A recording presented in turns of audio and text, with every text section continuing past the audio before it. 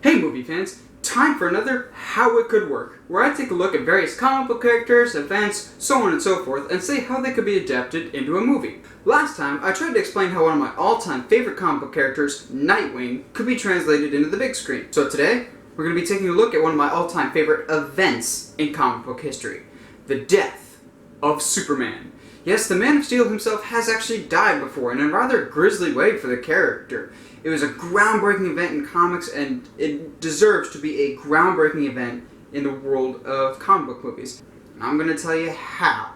But before we get into how, possible spoilers for Batman v Superman Dawn of Justice. So, as I'm going to be addressing some of the rumors going around, as that could ultimately factor into how Superman dies.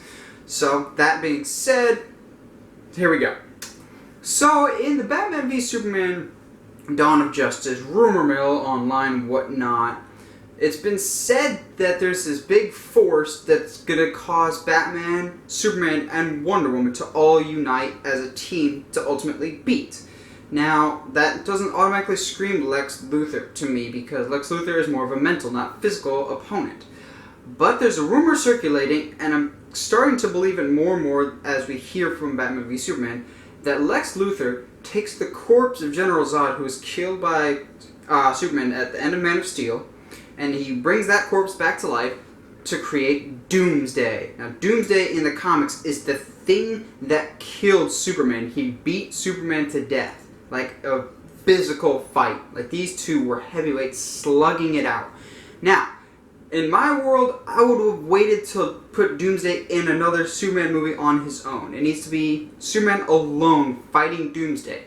But if what happens in Batman v Superman and they are fighting Doomsday proves to be true, then we could still kind of work with that. So I'm going to go off that assumption that that character will show up in Batman v Superman and play off of that.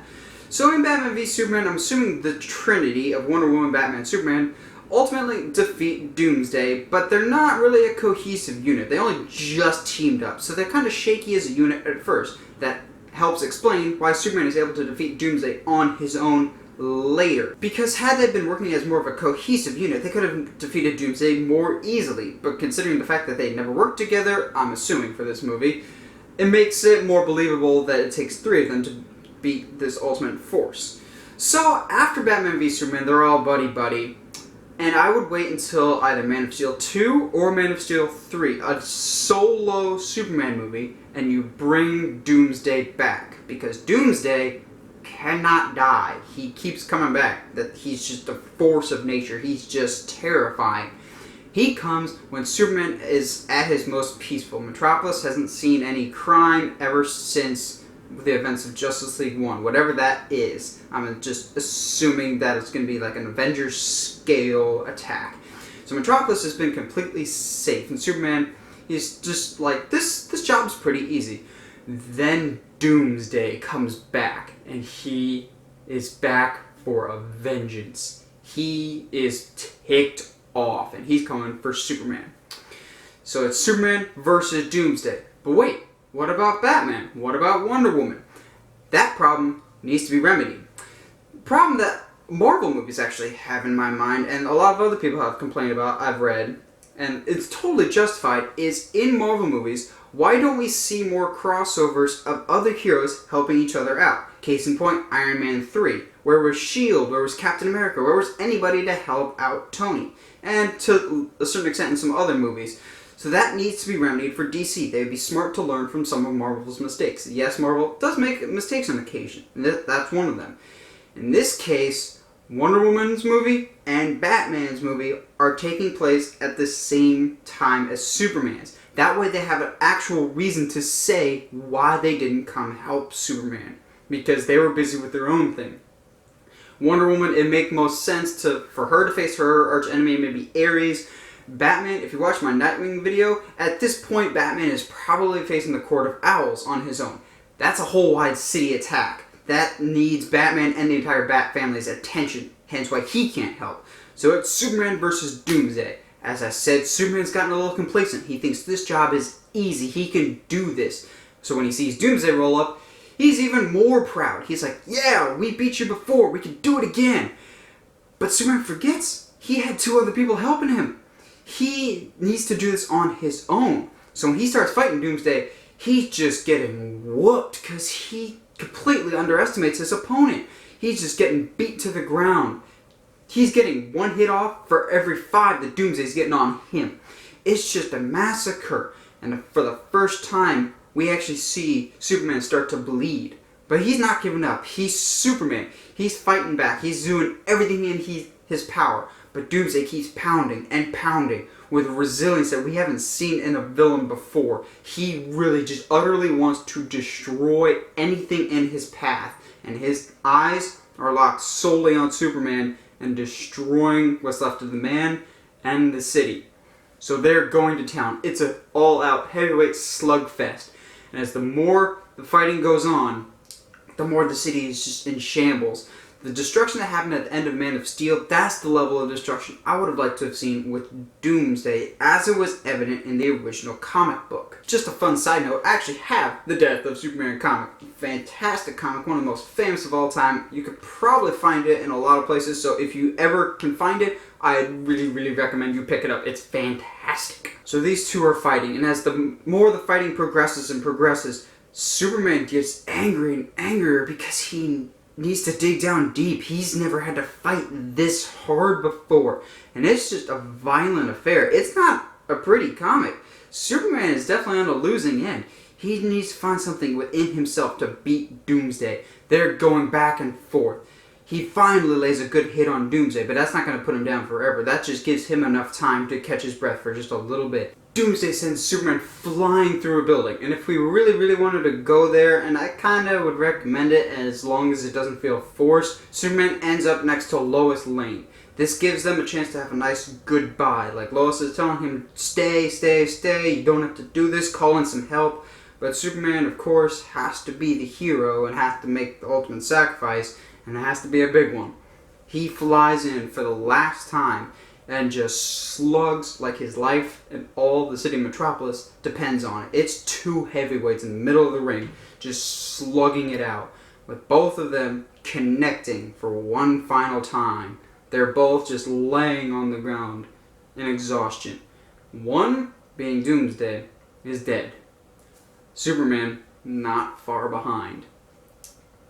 He has just enough time to say goodbye to Lois one last time. And it needs to be a really emotional time because, as we'll see later, we're going to leave him dead for a little bit. We need this impact to resonate. You can't just kill Superman. As shocking as that is, if you really want to make it matter, it has to actually mean something and seem significant in the world. So he is gone. The film ends on a sad note, like Empire Strikes Back sad of, we don't know what to go with this. We don't know where to go after something like this. He was what we looked up to. He was our hero. He was the main guy. He was the one that we thought couldn't die, and he's gone. All the heroes show up at the end for a really nice funeral, a la like Wrath of Khan for Spock type of funerals, and give it just a nice send-off, and we see him buried in the ground, but yet the city of Metropolis, despite it being in smoldering ruin, ends with a nice city shot of Metropolis, with the sun rising as the city is safe one last time. And the sun rising will be very, very important for a later time. But this movie, it can't be a single event. It needs to cross over. So more specifically, it needs to cross over with Batman. Now, as said, Batman won't be able to help Superman. He's doing his own thing with the Court of Owls. If they play it correctly, or any villain, doesn't really matter. I just said Court of Owls in my last video, so I'm going to stick with my cinematic universe, because I know better. So at the end of the movie, he's done. Gotham is safe. But Alfred comes to him and says, "Sir, I'm sorry, it's Clark." But Bruce already knows. He saw the news already, and Alfred just didn't break it to him yet. But Clark is gone. And Bruce, once again, feels personally responsible because he helped the first time and he wasn't there the second time. Gives him more sense of guilt that he already has to live with because he's got so much guilt already, whether that be Jason Todd, Barbara Gordon, or just don't be an ally of Batman. You're going to end up either dead or very, very injured. So he has even more guilt. And what the most important thing to come out of this is Superman needs to stay dead. Not forever. He will obviously need to come back, and come back in a very, very heroic and awesome way. But he needs to stay dead long enough that people that don't know the comics and don't know history start to question whether or not he actually will ever come back. Just to plant the little seed of doubt. See, when the original comic came out, Superman as a character wasn't as popular as he used to be. He was accused of being bland and boring. A criticism he still faces to this day. But people were shocked when he died. It was the first time a major comic book character had been killed off with such, just killed off like that. And so that, unfortunately, that trend still follows today of a character dying and being resurrected in some really bizarre way. But that needs to resonate in the theater. People don't expect to see Superman die. And he has. So they can actually put a lot of emotion into it of people saying, oh, Superman's too powerful, he's too powerful, that makes him not an interesting character. Well, if he's so powerful, then how come he can still die just like every other person that has ever existed? It could be very, very fascinating and a nice rejuvenating process for the character, as he really has fallen on hard times with this modern culture that thinks he's too powerful or too much of a Boy Scout. Show this rage that he has when trying to defend his city, shedding that Boy Scout image, shedding that overpowered image if he ultimately dies. So when does he come back? I would say Justice League 2. Like, when they need him most, halfway through the movie. The next Superman movie after that could explain how he came back to life. Because Avengers movies, they do the same thing. Everybody comes together and then they explain the individual characters' storylines more fully in their own individual movies. So he comes back when the Justice League and the world needs him most. Probably when they're facing off against Darkseid. The team could be in big peril. He comes out of nowhere and reunites the team against the powerful threat that is Darkseid. The hope of Metropolis is restored, and we get some closure as to how he came back. Now that's a video for another day of the return of Superman. But what do you guys think? Would you like to see the death of Superman played out on the big screen, or am I just dreaming? Let me know in the comments below. And as always, if you like what you see and want to see more, subscribe to the channel, or find me on Facebook, Twitter, or Instagram at 17 Movie Reviews. Stay sharp, movie guys and gals.